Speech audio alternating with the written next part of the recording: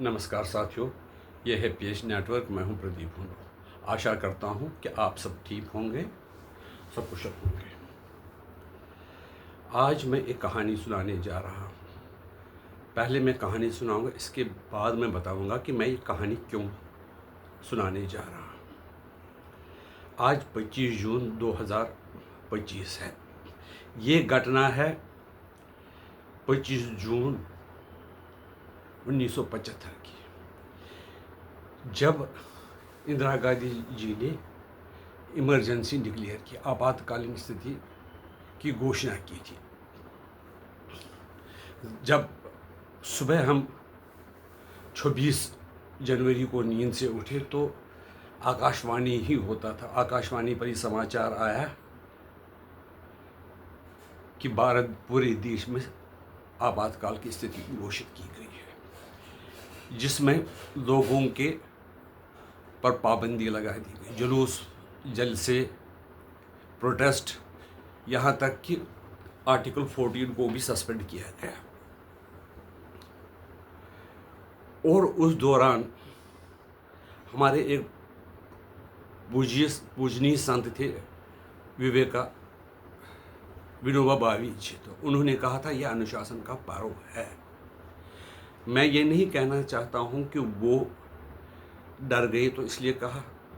मैं इसलिए कह रहा कि उनको लगा होगा कि शायद इसमें देश में डिसिप्लिन आएगा, कामकाज ठीक अंदाजे से चलेगा, लेकिन हुआ उसका उल्टा। देश के जो विपक्षी दल है उन सबको, जो इनके नेता थे, उन सबको गिरफ्तार कर लिया गया। यही नहीं, जो छोटे छोटे वर्कर थे जिनकी हमदर्दी विपक्ष के साथ थे और दूसरी विचारधारा के साथ थी, उनको भी गिरफ्तार किया गया। अगर उनके घरों में वो नहीं मिली तो उनके रिश्तेदारों को भी पकड़ा गया, जिनका कि ऐसी आइडियोलॉजी और ऐसे विचारों से कोई संबंध नहीं था। और क्या हुई, क्योंकि जो भ्रष्टाचार के सिलसिले में इमरजेंसी डिक्लेयर करने से पहले श्री जयप्रकाश नारायण जी ने एक आंदोलन शुरू किया था कि सरकार हटाओ, भ्रष्टाचार हटाओ। उसको लोगों ने कहा कि जो उस वक्त सरकार थी, उन्होंने कहा कि ये देश के खिलाफ हमला है, देश को तोड़ने की साजिश है, इसलिए सबको गिरफ्तार किया गया। ऐसी हालत कर दी गई कि कोई बोल भी नहीं सकता था। इतना ही नहीं, तो उस टाइम संजय गांधी थे, उन्होंने तकरीबन इंदिरा गांधी का 3/4 कार्यभार संभाला। उनके कुछ एडवाइज़र थे, सिद्धार्थ शंकर राय, और एक ऐसा भी था जिसने कहा था India is Indira, Indira is India. Barua, Devkant Barua था उनका नाम। ऐसे लोगों के उन्होंने लोगों को टारगेट दिया, ज़बरदस्ती करना, किसी को उठाना, जिसके साथ चाहे वैसे ही अत्याचार करना। तो संजय गांधी ने 5 पॉइंट का प्रोग्राम देश के सामने रखा, जिसमें था आबादी घटाने का प्रोग्राम। तो टारगेट पूरे नहीं हुए तो लोगों को, जो कुंवारे थे, उनकी भी नसबंदी कर दी गई। जो बाबा जी वगैरह, स्वामी आचार्य, जो ब्रह्मचारी रहते, उनकी भी नसबंदी कर दी गई। पुलिस का अत्याचार इतना ज़्यादा बढ़ा, अगर कोई गाड़ी गांव में आती थी, इसलिए कि ज़रा वहाँ पर डेवलपमेंट के काम देखे, लेकिन सरकारी गाड़ी देखकर लोग घबरा जाते थे। इसका मतलब यह है, लोग तो डरे हुए थे, लेकिन उनके दिल में शासन के प्रति घृणा पूरी तरह उत्पन्न हो चुकी थी। इंदिरा गांधी जी, जो कि बिल्कुल उससे पहले अच्छी तरह से जीत गई थी इलेक्शन, वो लोगों के दिलों में उनके प्रति बहुत ही ज़्यादा घृणा थी, बहुत ही ज़्यादा नफरत थी। अब जो आईबी वगैरह के लोग थे, तो वो इंदिरा गांधी को बताते रहे कि आपके पक्ष में लहर है और आप चुनाव जीत सकती। तो उन्होंने 1977 में चुनाव की घोषणा की। यहाँ पर मुझे एक और बात करनी थी। चुनाव में कांग्रेस को हराना आसान नहीं था, इसलिए सब विपक्षी पार्टियां मिलकर कांग्रेस के खिलाफ लड़ी और कांग्रेस हार गई। इसमें बाबू जगजीवन राम जी ने भी बहुत सहायता की। लेकिन जो कि पार्टियां भ्रष्टाचार के खिलाफ, डिक्टेटर के खिलाफ इकट्ठे हुए, वो भी उनमें तोड़फोड़ हो गई, उनमें लालच आ गई कुर्सी पाने की। उनमें एक थे राजनेता चौधरी चरण सिंह जी। चौधरी चरण सिंह ने उसी कांग्रेस की सहायता ली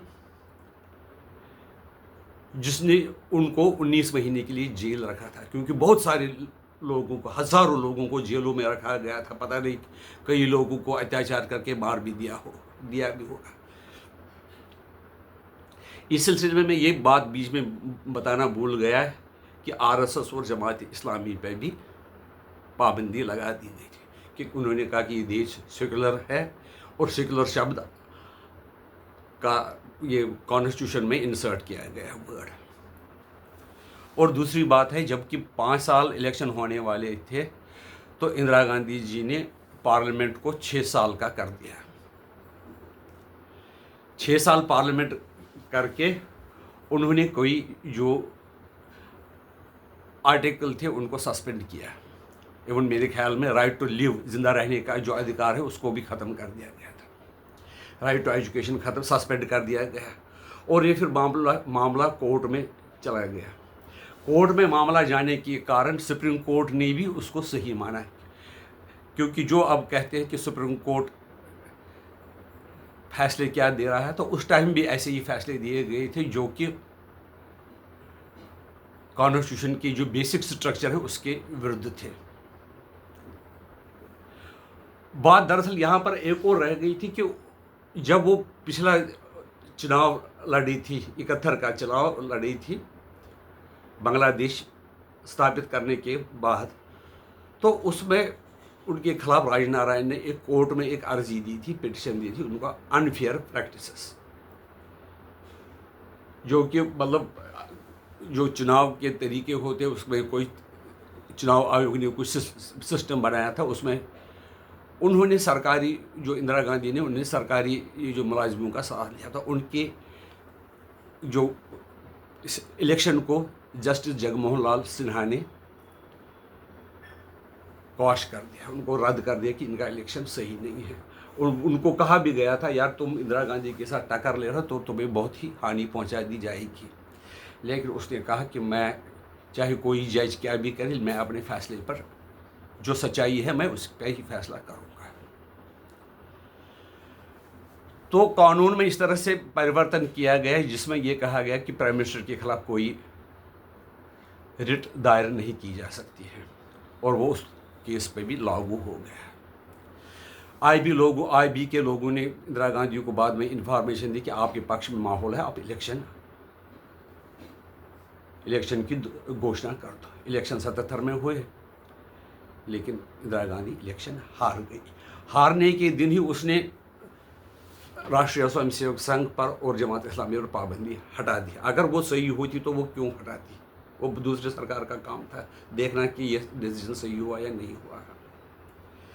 और फिर 79 में क्या हुआ कि 78-79 में चरण सिंह ने उन्हीं लोगों की सहायता ली जिन्होंने उनको जेल में रखा था। इंदिरा गांधी की सपोर्ट से सरकार बनाई।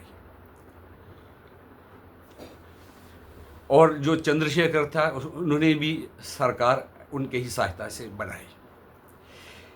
और क्या उसका नतीजा क्या हुआ कि वो दोनों सरकारों को धोखा दिया गया और इलेक्शन दोबारा करने पड़े, जिसमें इंदिरा गांधी दोबारा जीत गई। ये तो जो चरण सिंह का या चंद्रशेखर का किस्सा हुआ था वो तो राजीव गांधी के दौर में हुआ, जबकि इंदिरा गांधी जी की हत्या कर दी गई थी, जिसके बाद राजीव गांधी को बहुत ही ज़्यादा सीटें मिली, 404 सीटें मिली थी। ये कहानी मैंने लंबी चौड़ी कहानी इसलिए सुनाई कि अगर हमें देश को बचाना है, जो देश के लिए वफादार है उनको वोट देना चाहिए।